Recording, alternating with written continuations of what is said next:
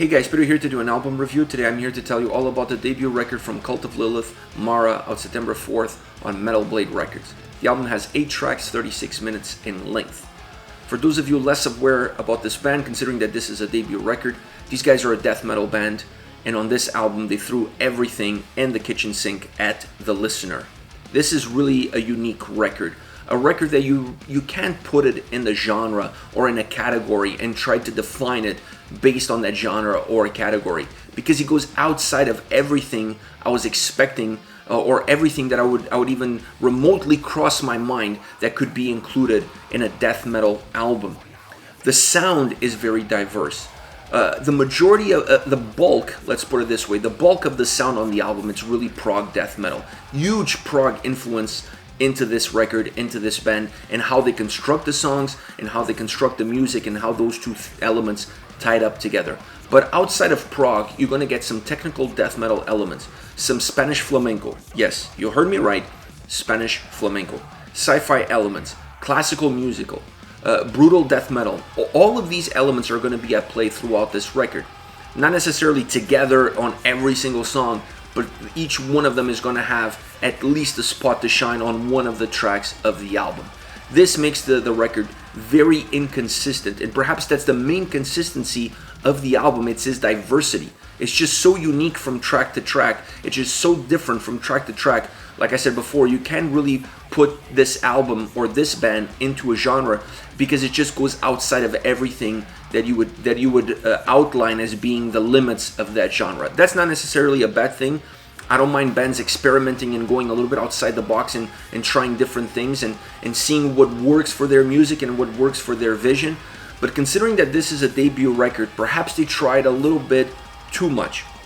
Sometimes you have to narrow down exactly what you want to create with that first record in order to set the tone for what's going to come next. And when the album is this volatile, this hectic, as far as the sound is concerned, it just breaks the songs within the album. So it's not a record that engages the listener with the first song and keeps the listener engaged throughout the 8 tracks.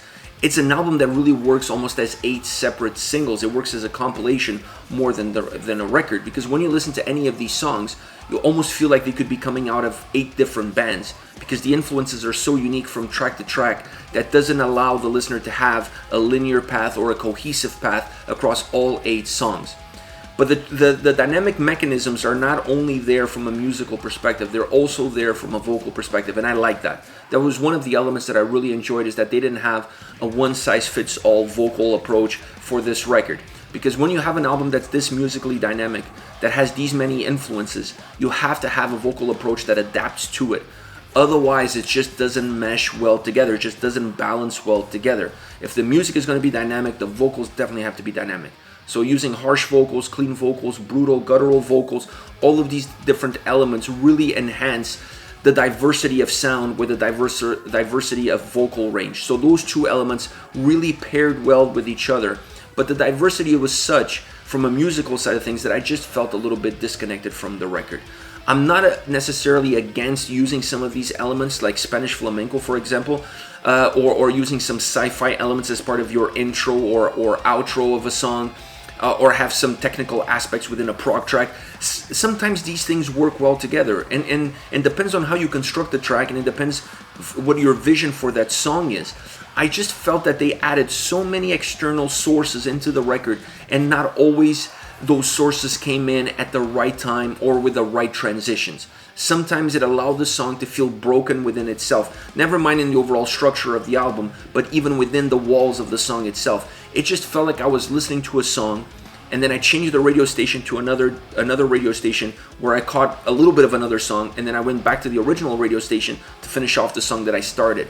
So there was a lot of abrupt changes, there was a lot of abrupt introductions of external influences that were not really merged well into the construction of the songs to allow the track itself to dictate that change was needed.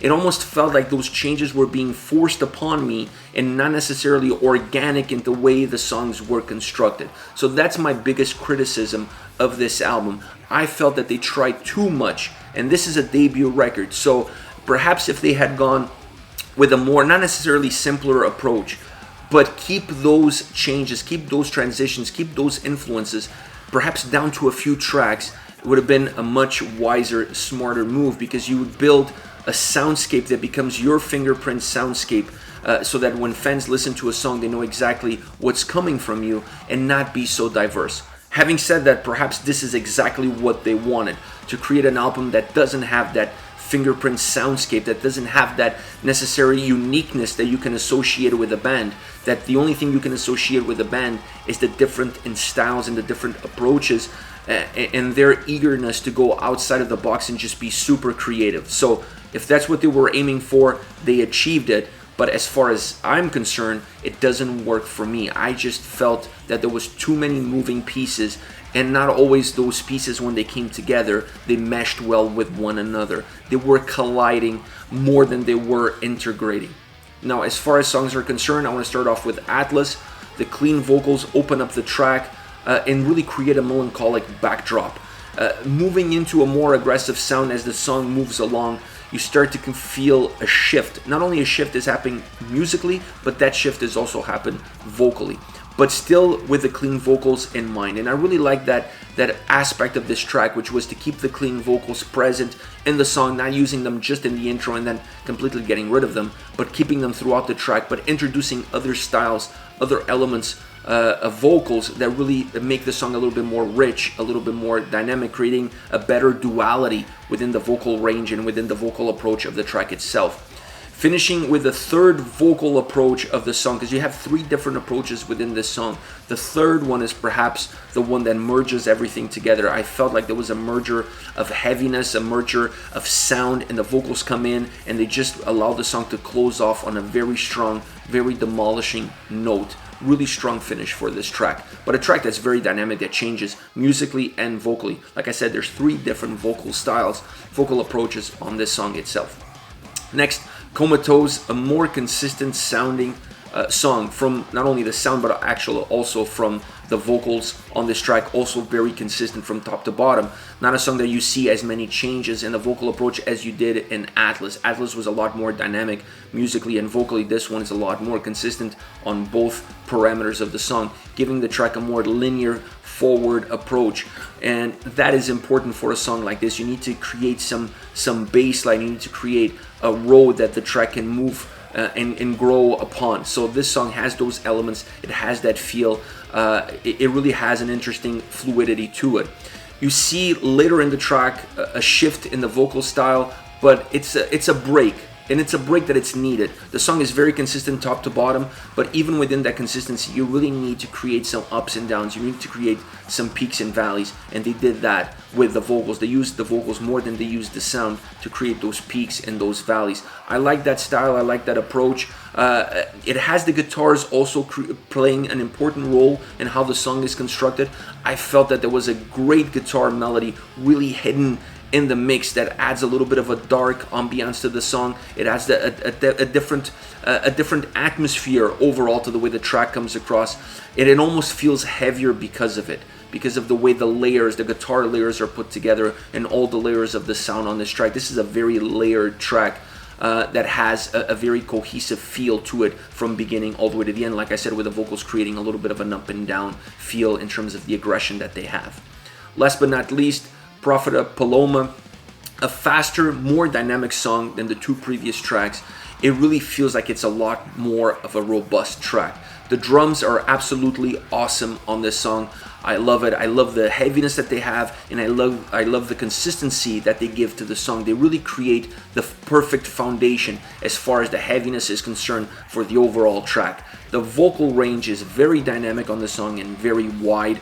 As the track moves, the vocals evolve with it, the sound evolves with it. Perhaps the thing that stays more consistent throughout this track is the drums. Now there's a middle piece, there's a middle bridge in this song. I don't even know if you can call it a bridge. It almost feels like an interlude that was built into the track. And it comes at you in the form of Spanish flamenco with Spanish vocal, Spanish guitar, and that completely caught me off guard. There's nothing in the beginning of the song that leads you to believe that you're going to get this in the middle of the track, and it's not just a little bit of a portion in the middle of the track. It's really extended. It really pushes the song forward. It increases the size of the track, and it's so different. It's so out of this world. It's so out of the ordinary. You're not going to hear that on any other track on this album. And I felt it was just completely outside the box. Like I said, nothing led me to believe that this was going to happen. It almost has a Gypsy Kings vibe to it.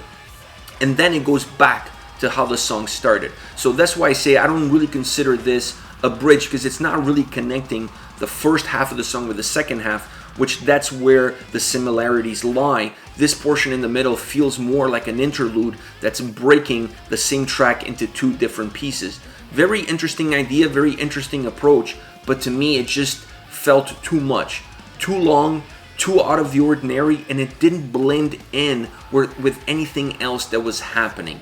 If they used a similar riff for the Spanish guitars, or if they had some of that riff, some of that melody included, and the heaviness that the song has before and after, perhaps the transition would have been smoother and it would feel like it belonged there. This way, it just feels like it parachuted all the way in there. It just felt like it was an error in the recording, like somebody dubbed over the original song a track from Gypsy Kings. That's exactly how it felt to me listening to this song. Anyways, guys, this is it. This is Cult of Lilith, Mara, out September 4th on Metal Blade Records. Let me know your thoughts on the band, on the singles. Use the comment section below and let me know your thoughts, and I'll be getting back to you as soon as I read them so that we can have a discussion about this album. It's a very interesting album. Take care, guys.